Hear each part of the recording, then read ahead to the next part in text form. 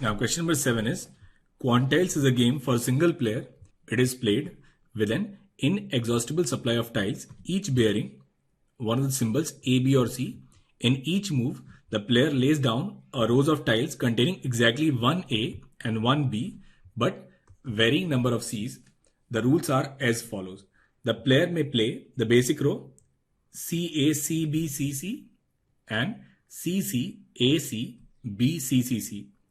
Now the player has already played the row of the form R, A, S, B, T and X, A, Y, B, Z, where each of R, S, T, X, Y, Z represents a sequence of Cs. Then he or she may add the row R, X, A, S, Y, B, T, Z, in which copies of the sequence of Cs from the previous rows are concatenated with intervening A and B, and this is called a join move. The original rows remain and may be used again in subsequent join moves.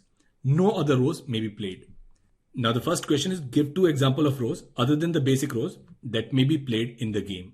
One of the move can be, we can join this row with itself, then we'll get C, C, A, C, C, B, C, C, C, C, or we can join these two rows. We'll get C, C, C, A, C, C, B, C, C, C, C and C. So we can perform these join operations. Now second question is, give two examples of rows each containing exactly one A and one B that may never be played and explain why. So these two basic examples can be, we can take AB. Now this AB, it cannot be played because in both the basic rows in between AB we have C's. So this can never be played.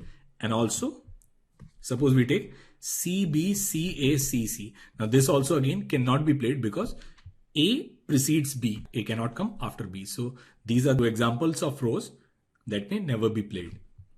Now this third part is, let Cn denote an unbroken sequence of n tiles, each labeled with C. Can the goal row C64, A, C48, B, C, 112 be achieved? And we need to justify our answer. So we have two basic rows, CA, CB, CC, and we have CCA, CB, CCC.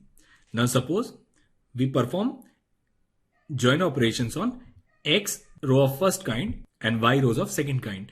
Then we'll get CX, C2YA, CX, CYB, and it'll be C2X and C3Y. So we'll get this expression as C x plus 2ya, C x plus y, B, C 2x plus 3y. So these are the permissible results that we'll have from these operations. Now for this number,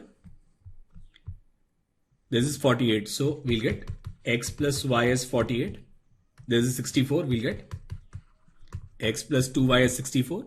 And then this is 112. So 2x plus 3y is 112. Now we'll solve them. We'll get the value of y as 16.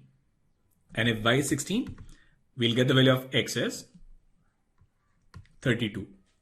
Now we'll put x and y in this third equation. We'll get 64 plus 48, which is 112. So these two values of x and y, they satisfy this third equation. So it is possible to have this combination c to the power 64, a c to the power 48, b c to the power 112. Now what about this fourth one? It says, can the goal c to the power 128, a c to the power 48, b c to the power 176 be achieved? Now here in this case, value of x plus y is 48 and x plus 2y is 128. Now we'll subtract, we'll get the value of y as 80, and if the value of y is 80, we'll get the value of x as minus 32. Now x cannot take a negative value, so that means this goal row, it cannot be achieved. Now fifth one is goal row C31, AC16 and BC47 is achievable, so that it can be reached with 7 join moves. Now in this case, value of x plus y is 16, x plus 2y is 31 and 2x plus 3y is 47. Now we'll subtract, we'll get the value of y is 15. Now we'll put y as 15, we'll get x as 1. Now we'll put it in this equation, we'll get 2 plus 45, which is 47. So these two values, they satisfy this given condition. So that means this row is achievable. Now we need to show that it can be reached with 7 join moves. So we have 1x and 15 y's. So we can start with our basic row A. First basic row is C1A C1 BC square, and second basic row is C square AC1 BC cube. Now we'll join second row with itself, and that's our first join.